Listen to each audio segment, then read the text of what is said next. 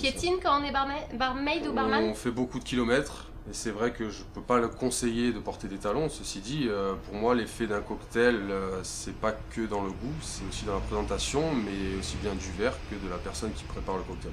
La barmaid, elle reste toujours derrière son bar ou est-ce que ça lui arrive d'aller en salle? Ça arrive toujours, et c'est très important d'aller voir les clients, mais pour moi, ça reste une très petite. C'est un temps. Il faut déjà avoir le temps parce que minime, quoi. comme Il tu faut le avoir le disais, temps, mais c'est important de le faire parce que c'est bien de connaître les clients en dehors du comptoir en lui-même, quoi. est-ce qu'on va se faire enquiquiner par les clients ou- On va se faire constamment enquiquiner par les clients, ça il faut le savoir. Donc, Vous, en tant qu'homme, vous vous faites draguer par les filles au bar? Tout à fait. C'est moins Tout à gênant fait. pour un homme que pour une fille? Je pense pas que ça soit moins gênant parce que comme je vous parlais tout à l'heure de la concentration, c'est pas évident de préparer des cocktails avec des doses, il faut faire extrêmement attention quand quelqu'un vient nous parler, donc que ce soit un homme ou une femme, c'est le même principe. Ceci dit, Ah, vous ça voulez peut parler de la arri- concentration alors? voilà, ça C'est peut pas se laisser perturber. des- Ça D'accord. peut perturber énormément. Moi, ça m'arrive souvent aussi.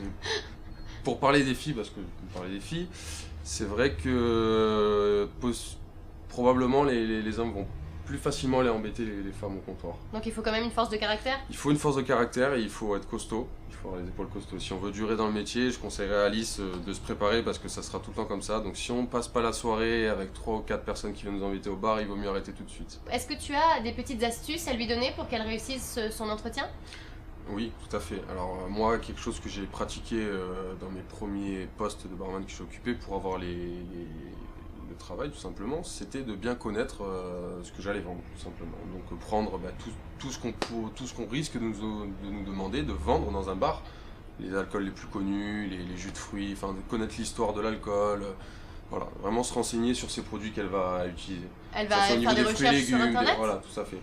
Elle C'est fait des ce que recherches je peux sur lui internet. conseiller, c'est-à-dire que peu importe qu'elle ait eu 3-4 ans d'expérience, ou ce qui est important, c'est de montrer l'envie qu'on a de travailler avec les gens, mais aussi les produits. Donc c'est très important. Il faut se mettre à la place de quelqu'un qui veut embaucher une barmaid. Ce qui va l'intéresser, c'est de savoir, Sa compétence.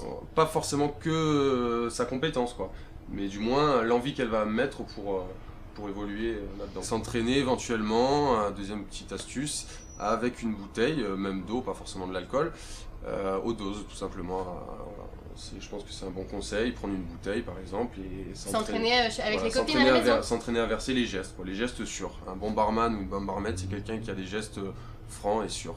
Donc je pense que c'est pas une mauvaise idée de s'entraîner avec des bouteilles Très chez bien. soi. Merci beaucoup Marco. Mais il n'y a pas de quoi.